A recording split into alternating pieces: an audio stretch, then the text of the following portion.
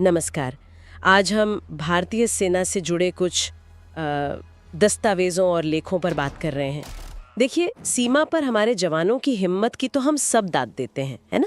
चाहे वो सियाचिन की बर्फ हो या राजस्थान की गर्मी। बिल्कुल, उनकी बहादुरी पर तो कोई सवाल ही नहीं है। हाँ। और ये जो स्रोत हमारे पास हैं, ये भी उस जज्बे को सलाम करते हैं। पर साथ ही ये वर्दी के पीछे की कुछ और सच्चाइयों की तरफ भी इशारा करते हैं। जैसे मानसिक तनाव का मुद्दा है, सिस्टम के अंदर की कुछ अपनी चुनौतियां हैं और रिटायरमेंट के बाद की जिंदगी का संघर्ष। अच्छा। यहाँ मकसद किसी का अनादर करना बिल्कुल नहीं है, बस उन मुश्किलों को समझना है जिनसे वो शायद गुजरते हैं। सही कहा। और इसी से जुड़ी एक बात जो इन स्रोतों में सामने आई है, वो थोड़ी चौंकाने वाली है।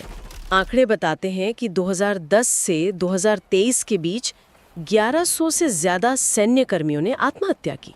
1100! ये संख्या तो लड़ाई में शहीद होने वालों से भी ज्यादा है।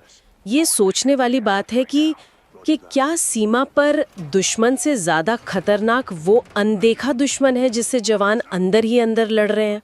ये वाकई एक बहुत ही गंभीर पहलू है और इन स्रोतों में इस पर जोर दिया गया है। कारण क्या बताए गए हैं इसके? देखिए, कई चीजें हो सकती हैं, जैसे लंबे समय तक परिवार से दूर रहना, काम का जबरदस्त प्रेशर और शायद अपनी परेशानी किसी से कहना पाना। हाँ, या मदद मांगने में झिझक। बिल्कुल, वो एक मजबूत बने रहने का जो दबाव होता है, वो भी शायद आड़े आता हो। और ये सिर्फ अंदरूनी दबाव की बात नहीं है। कुछ दस्तावेज दूसरी दिक्कतों का भी जिक्र करते हैं, जैसे अफसरों और जवानों के बीच सुविधाएं या बर्ताव में जो कथित फर्क है। हाँ, उसका भी उल्लेख है। एक उदाहरण भी दिया गया है इसमें। क्या? 2018 का एक मामला है, सीमा सुरक्षा बल BSF के एक जवान का। उसने सोशल मीडिया पर शायद खाने की क्वालिटी को लेकर कुछ शिकायत की थी। अच्छा। हाँ, और रिपोर्ट के मुताबिक उसे बाद में नौकरी से निकाल दिया गया।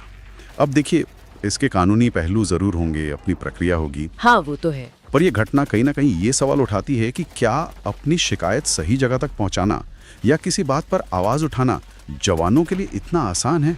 शायद नहीं। और ये मुश्किलें सिर्फ सर्विस के दौरान ही नहीं है ना? रिटायरमेंट के बाद भी तो चुनौतियां होंगी। सुना है कई जवान काफी जल्दी रिटायर हो जाते हैं। हाँ, सही कहा।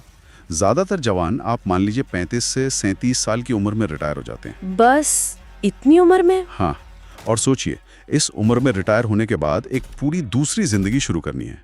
परिवार है, बच्चे हैं। पेंशन तो मिलती होगी? पेंशन मिलती है, बिल्कुल। पर सवाल ये है, जैसा इन पेपर्स में भी उठाया गया है, कि क्या वो पेंशन आज की महंगाई के हिसाब से काफी है? फिर से नौकरी ढूंढना, वो भी सिविलियन माहौल में एडजस्ट करना, ये सब बड़ी चुनौतियां हैं। और इसी से जुड़ी एक और अहम बात जो इन दिनों काफी चर्चा में भी है, अग्निवीर योजना। उसका भी जिक्र है इन दस्तावेजों में। हाँ, बिल्कुल है।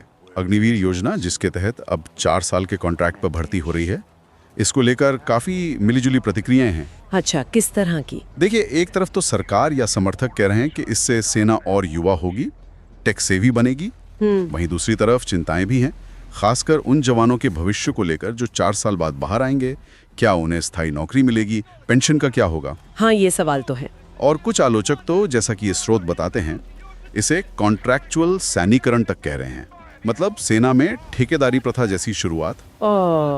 हमारा काम यहाँ किसी पक्ष को सही या गलत ठहराना नहीं है, पर इन अलग अलग नजरियों को समझना जरूरी है जो स्रोतों में दिए गए हैं। ये सारी बातें जो हम कर रहे हैं, मानसिक दबाव, सर्विस की चुनौतियाँ, रिटायरमेंट की चिंता, ये उस छवि से काफी अलग हैं जो हम आमतौर पे मीडिया में देखते हैं।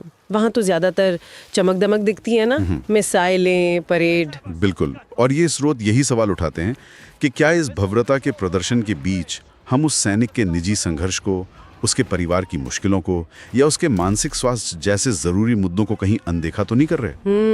मतलब जमीनी हकीकत और पर्दे की तस्वीर में शायद फर्क है, ऐसा लगता है। तो फिर इन सब बातों को देखते हुए ये स्रोत किस तरह के समाधान या बदलाव सुझाते हैं? मुख्य तौर पर 3-4 बातें निकल कर आती हैं। पहला, मानसिक स्वास्थ्य सेवाओं को और बेहतर और सुलभ बनाने की जरूरत है ताकि कोई झिझके नहीं। हाँ, ये बहुत जरूरी है। दूसरा, जो जवान रिटायर हो रहे हैं उनके लिए कोई ठोस सपोर्ट सिस्टम हो, नौकरी में मदद या आर्थिक स्थिरता के लिए। ठीक है। तीसरा, जवानों के पास अपनी बात, अपनी शिकायत रखने के लिए एक सुरक्षित और भरोसेमंद जरिया होना चाहिए। बिल्कुल सही। बिल्कुल। बिना किसी डर के। हाँ। कुल मिलाकर बात यह है कि सैनिकों को सिर्फ हीरो की तरह पूजना ही काफी नहीं है, उन्हें इंसान की तरह भी समझना होगा, उनकी ज़रूरतों, उनकी चुनौतियों के साथ। बिल्कुल सही। तो ये थी हमारी आज की चर्चा, उन दस्तावेजों और लेखों पर आधारित जो हमारे सामने थे।